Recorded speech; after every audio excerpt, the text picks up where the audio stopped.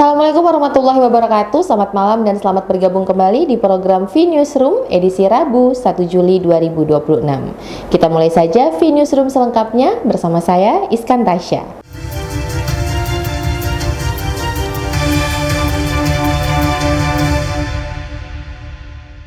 Polresta Tanjung Pinang menggelar upacara Korps Rapor kenaikan pangkat setingkat lebih tinggi terhadap 57 personil perwira dan bintara. Momen menjelang Hari Bayangkara ke-80 menjadi kebanggaan bagi jajaran Polresta Tanjung Pinang. Sebanyak 57 personel resmi menerima kenaikan pangkat terhitung mulai tanggal atau TMT 1 Juli 2026, termasuk 2 kepala satuan yang kini menyandang pangkat komisaris polisi atau Kompol. Upacara Korps Rapor kenaikan pangkat dipimpin oleh Kapolresta Tanjung Pinang Kombes Pol Indra Ranodikarta dan berlangsung di lapangan Mapolresta Tanjung Pinang pada Selasa sore 30 Juni 2026. Adapun 57 personel Polresta Tanjung Pinang yang mengikuti kenaikan pangkat antara lain AKP ke Kompol sebanyak 2 personel, Aibda ke Aibtu sebanyak 14 personel, Bribka ke Aibda 18 personel, Brigadir ke Bribka sebanyak 5 personel, Bribtu ke Brigadir 2 personel, Bribda ke Bribtu sebanyak 16 personel. Kapolresta Tanjung Pinang Kombes Pol Indra Ranodikarta mengatakan kenaikan pangkat bukan sekedar penghargaan, tetapi amanah yang harus diiringi dengan peningkatan kinerja dan tanggung jawab. Kapolresta berharap kepada seluruh personel untuk terus meningkatkan kemampuan serta mengembangkan berbagai inovasi kreatif dan terus memberikan pelayanan yang terbaik kepada masyarakat. Harapan kami ya semoga dengan amanah pangkat yang baru tentunya beban tugas tanggung jawab juga harus lebih besar ya, yang harus disiapkan kepada seluruh anggota. Semoga pangkat yang baru bisa memberikan kontribusi menjadi polisi yang presisi dan tentunya bermanfaat bagi masyarakat, bangsa dan negara. Dan khususnya menyambut dalam HUT 1 Juli juga yang ke-8. Upacara tersebut juga diwarnai dengan prosesi mandi kembang dan penyiraman dengan menggunakan air dari kendaraan water cannon kepada personil yang melaksanakan Korps Rapor. Lucia Retnosari dari Tanjung Pinang melaporkan.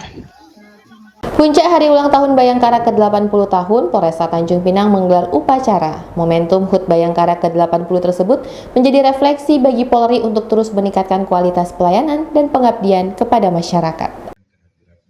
Upacara puncak HUT Bayangkara ke-80 tahun tersebut digelar di lapangan apel Mapolresta Tanjung Pinang pada Rabu 1 Juli 2026. Apel yang dipimpin langsung oleh Kapolresta Tanjung Pinang Kombes Pol Indra Ranodikarta ini dimulai dengan mengecek persiapan personel bersama Wali Kota Tanjung Pinang dan seluruh FKPD Kota Tanjung Pinang. Kapolresta Tanjung Pinang Kombes Pol Indra Ranodikarta mengatakan peringatan HUT Bayangkara ke-80 diharapkan tidak hanya menjadi seremoni tetapi juga memberikan manfaat nyata yang dapat dirasakan masyarakat. Selain itu, berbagai kegiatan yang telah dilaksanakan menjelang 1 Juli lebih difokuskan pada aksi sosial seperti bakti sosial, bedah rumah hingga penyediaan sarana air bersih. Seluruh rangkaian tersebut tidak mengurangi kewajiban personel dalam menjalankan tugas pokok sebagai anggota Polri. Saya berharap untuk polisi bisa lebih terasa di masyarakat, ya, bermanfaat buat masyarakat. Makanya kegiatan-kegiatan dalam rangka 1 Juli lebih tertuju kepada masyarakat, ya, baik itu kegiatan bakti sosial, kegiatan-kegiatan yang bisa meningkatkan Harkamtibmas, ya, salah satunya Sabu Kamtibmas, ya, bakti sosial, termasuk kemarin di wilayah Polsek Tanjung Pinang Barat ada kita air, ya, kita pasang pam air untuk masyarakat, ya, sehingga bisa digunakan dimanfaatkan masyarakat maupun bedah rumah, ya, bagi kemarin masyarakat yang tidak mampu, ya, kita profiling mana yang paling prioritas utama untuk membangun. Jadi artinya Sementara itu, Wali Kota Tanjung Pinang Lis Darmansyah menilai usia 80 tahun merupakan usia yang matang bagi institusi Polri untuk terus berbenah dan meningkatkan kualitas pelayanan kepada masyarakat. Ia berharap konsep Polri presisi tidak hanya diwujudkan melalui penegakan hukum, tetapi juga melalui meningkatnya kepuasan masyarakat serta semakin minimnya persoalan hukum di tengah masyarakat. Polisi yang presisi itu adalah presisi yang bukan hanya sekedar penegakan hukum, tapi bagaimana kualitas daripada penegakan hukum itu. Kita tadi lihat Pak Yul sampaikan polisi bicara soal ketahanan pangan, polisi bicara tentang aktivitas sosial, polisi tentang kepedulian dan sebagainya. Artinya itu polisi yang presisi itu ada polisi bukan hanya sekedar berbicara tentang bagaimana penegakan hukum, tapi bagaimana masyarakat, orang bilang kalau penegakan hukum saja semua setiap sekecil-kecilnya kesalahan itu menjadi sebuah proses daripada tindakan misalnya kan. Upacara HUT Bayangkara ditutup dengan pemotongan kue ulang tahun oleh Kapolresta Tanjung Pinang. Lucia Retnosari dari Tanjung Pinang melaporkan.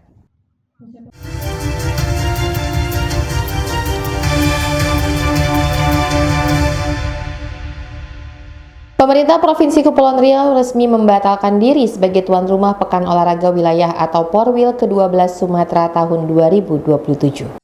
Pemerintah Provinsi Kepulauan Riau memutuskan mengurungkan rencana menjadi tuan rumah Pekan Olahraga Wilayah atau Porwil ke-12 Sumatera 2027. Keputusan tersebut diambil setelah pemerintah melakukan evaluasi terhadap kesiapan daerah dari sisi sarana dan prasarana olahraga serta kemampuan keuangan daerah. Sekretaris Daerah Kepulauan Riau Misni mengatakan keputusan itu merupakan hasil telaah yang mempertimbangkan berbagai aspek agar penyelenggaraan berjalan sesuai standar yang ditetapkan. Menurutnya, kesiapan infrastruktur menjadi salah satu syarat utama dalam penyelenggaraan Porwil Sumatera. Karena itu, Pemprov Kepri memilih tidak memaksakan diri menjadi penyelenggara apabila fasilitas yang tersedia belum memenuhi ketentuan. Selain persoalan fasilitas, kondisi fiskal daerah pada 2027 juga menjadi faktor penting dalam pengambilan keputusan. Pemerintah ingin memastikan anggaran daerah tetap digunakan secara proporsional untuk berbagai program prioritas lainnya. Sebagai tuan rumah. Ya, sebagai tuan rumah, Pak. Iya, kita menangguhkan karena berdasarkan telah terhadap sarana prasarana kita yang masih belum kita anggap sesuai persyaratan, dan juga kemampuan keuangan kita di tahun 2027. Tapi kita tetap mengirimkan peserta.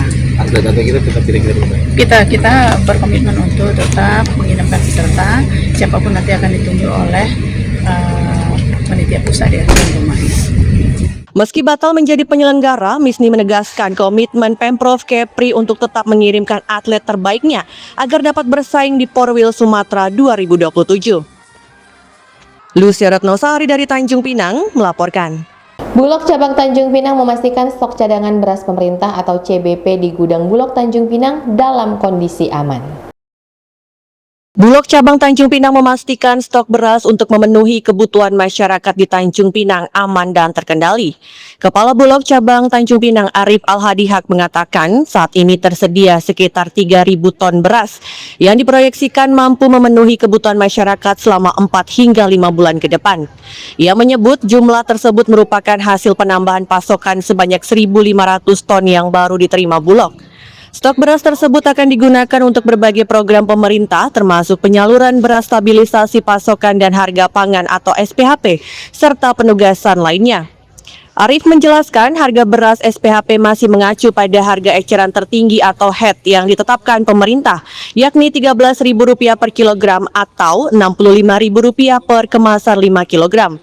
Penyaluran dilakukan melalui pedagang pengecer di pasar maupun rumah pangan kita atau RPK yang menjadi mitra Bulog.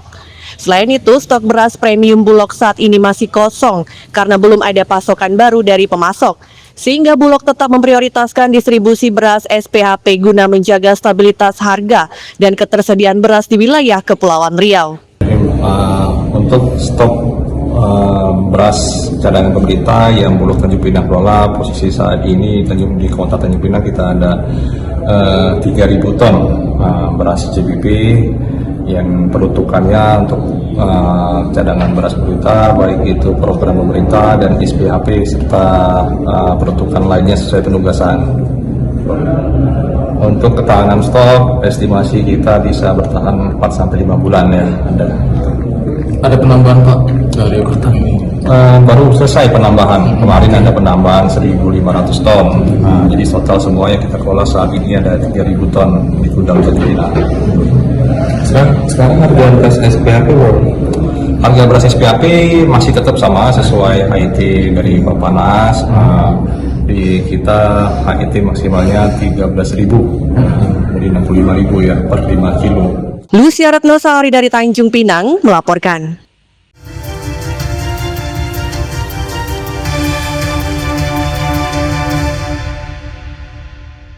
Suasana penuh hikmat dan keharuan menyelimuti jalannya upacara peringatan Hari Ulang Tahun Polri ke-80 yang digelar di Mapores Bintan.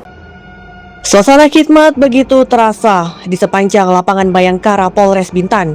Tepat di usianya yang kini menginjak 8 dekade, jajaran kepolisian Resor Bintan menggelar upacara peringatan Hari Bayangkara ke-80 secara megah namun tetap bersahaja.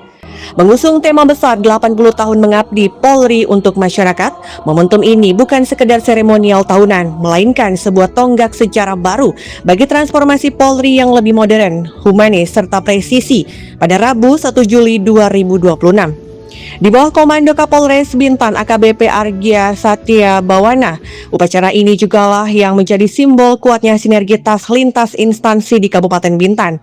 Hal ini terlihat dari hadirnya Bupati Bintan Robi Kurniawan, Sekda Bintan hingga jajaran pimpinan satuan daerah ini. Sesuai dengan arahan Bapak Presiden yang diamanatkan dalam pembacaan amanat tadi, bagaimana kita bisa lebih baik kepada masyarakat, melakukan pelayanan yang terbaik kepada masyarakat, dan menjaga Kamtibmas dengan cara-cara yang modern, dan juga bisa melaksanakan mitigasi pada kejahatan cybercrime, dan juga bisa membantu percepatan ekonomi dan program-program yang sudah dibuat berupa SPPG, pembangunan rumah, kemudian juga ketahanan pangan atau swasembada pangan. Misbah Sabilal Arsy dari Bintan melaporkan.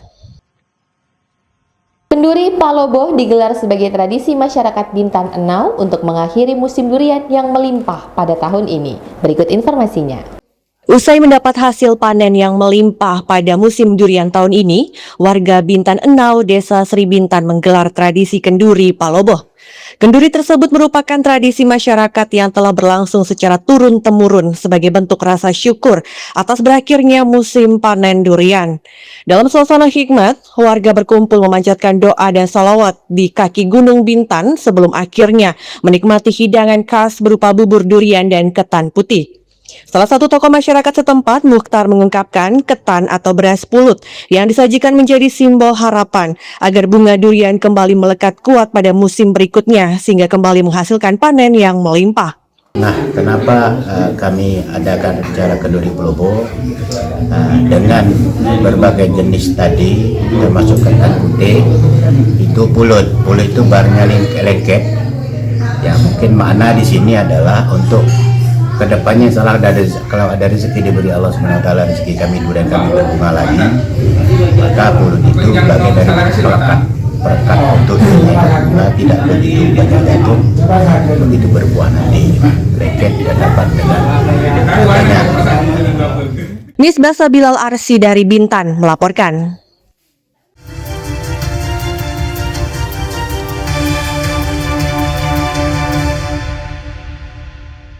Pemirsa, pertumbuhan ekonomi Kabupaten Bintan terus menunjukkan tren positif pada triwulan pertama tahun 2026.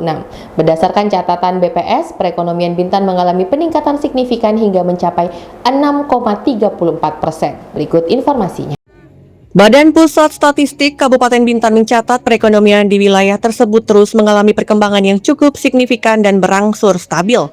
Pelaksana tugas Kepala BPS Bintan Doni Cahyo Wibowo menyebut salah satu faktor utama pendorong pertumbuhan ekonomi ini adalah aktivitas industri di kawasan ekonomi khusus atau KEK Galang Batang.